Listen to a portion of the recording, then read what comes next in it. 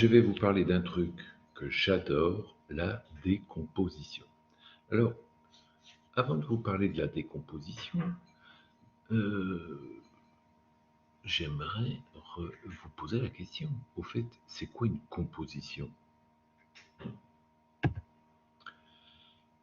Alors, lorsque vous allez regarder l'exemple donné par Mozilla de la décomposition JavaScript, vous allez tomber sur cet exemple-là d'une déclaration d'un objet avec deux propriétés, P qui vaut 2, Q qui vaut true, et voici une décomposition, donc bien sûr on va voir ce que c'est, P, Q, et à la fin P vaut 42 et Q vaut true. Super, mais j'ai rien compris. Alors, le but de cette petite vidéo est de faire pas à pas et de vous faire comprendre comment ça fonctionne. Donc, comprendre la décomposition, c'est d'abord se poser la question de la composition, en fait de la structuration de l'information. Dans cet exemple, on voit que pour éviter de prendre un objet et de donner une propriété O.P qui vaut 42, O.Q qui vaut true, il y a une facilité d'écriture de dire que O, accolade, P 42, Q true. Ça, c'est de la composition, ça facilite évidemment l'écriture. Alors, l'affectation classique, ça on est habitué, une variable vaut une valeur, un objet vaut des propriétés. Reprenons cet exemple.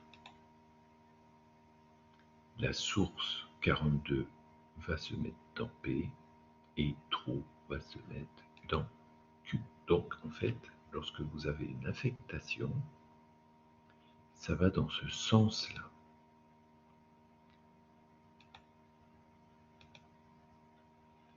L'idée de la déstructuration, c'est d'aller dans l'autre sens. Alors, je vais m'expliquer. L'objet est à droite et vos nouvelles variables sont à gauche. Alors, ce n'est plus de la droite vers la gauche qu'il va falloir penser, mais c'est de la gauche vers la droite. Tout ceci va être clair avec un tableau reprenant l'exemple donné par Mozilla. Je vous conseille ce tableau, c'est peut-être le seul transparent qu'il faut garder en tête. Dans cette première ligne, c'est l'affectation classique et ici, c'est la déstructuration. Je répète que dans l'affectation classique, true a été affecté à Q et 42 a été affecté à P. Dans la déstructuration, ça va dans l'autre sens. Je vous rappelle que lorsque vous écrivez accolade P, Q, ça veut dire que vous avez une propriété qui vaut Q et une propriété qui vaut P. Donc, affectation, déstructuration, décomposition. Et que se passe-t-il réellement? Est-ce qu'on ne peut pas simplifier les choses? Et au fur et à mesure de votre pratique, nous le ferons de façon automatique sans passer par ce tableau intermédiaire. En fait, on se rend compte que 42 a été affecté à P et ici P est affecté à P. Autrement dit, est-ce qu'on comprend que 42 est affecté à P et que true a été affecté à Q?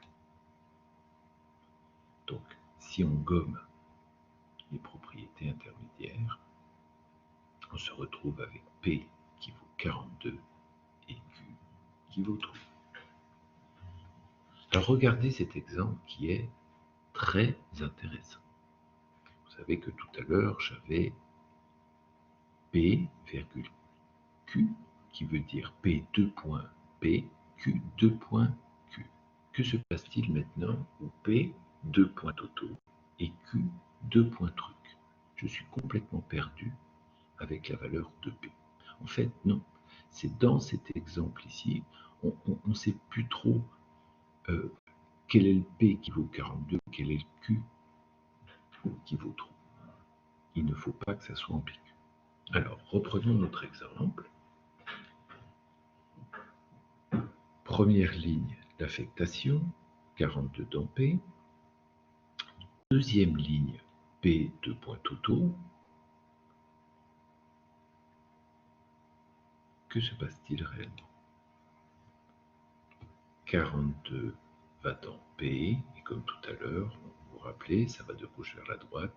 P va dans Toto. Trou va dans Q. Décomposition, Q va dans truc. Bilan. 42 a été affecté à Toto. Trou a été affecté à truc.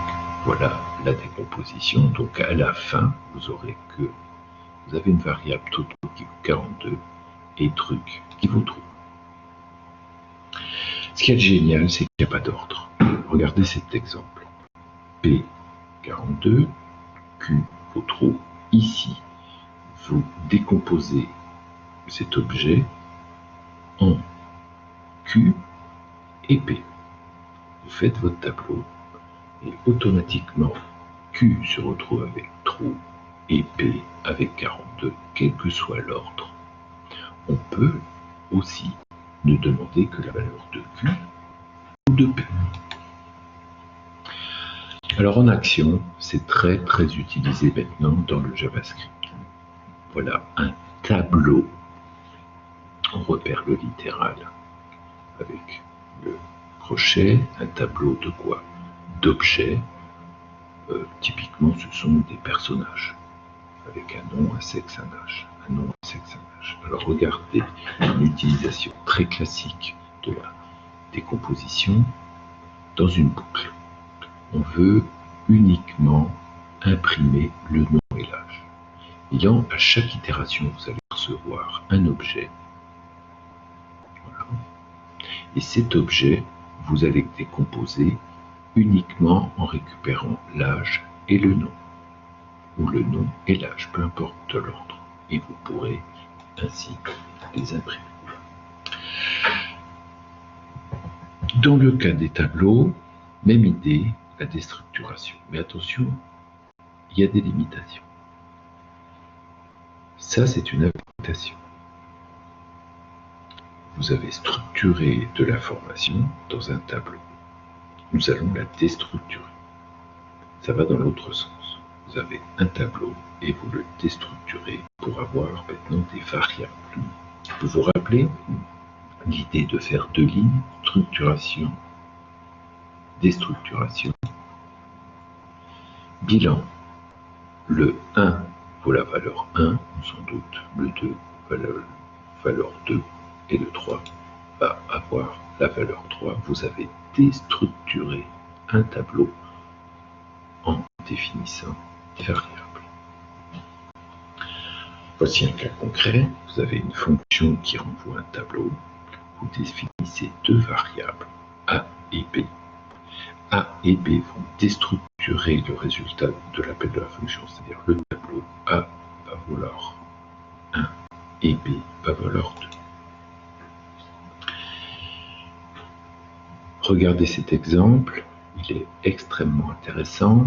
C'est une décomposition plus, nous le verrons plus tard, un opérateur 3 petits points. Nous avons une fonction qui renvoie un tableau. C'est le résultat de cette fonction, je reviens en arrière, c'est un tableau qui va être déstructuré. Et on voit que nous n'avons pas A, B, C, D, puisqu'on retourne 4 valeurs. Nous avons A et l'opérateur getter, qui va donc faire que A va valoir la valeur 1 et B est le résultat d'un nouveau tableau, 5, moins 1, 4, et directement, vous pouvez trier le tableau résultant.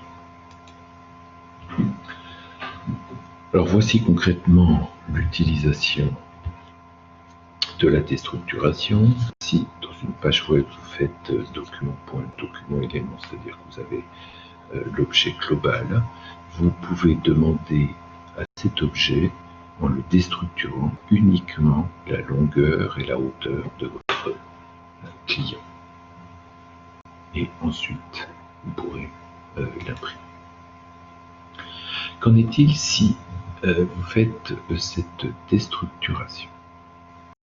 Encore une fois, grâce au tableau que je vous conseille d'écrire entre structuration et déstructuration, de cet objet, vous allez récupérer client et la valeur de client va être affectée à largeur. Voilà comment on pourrait passer de l'anglais au français.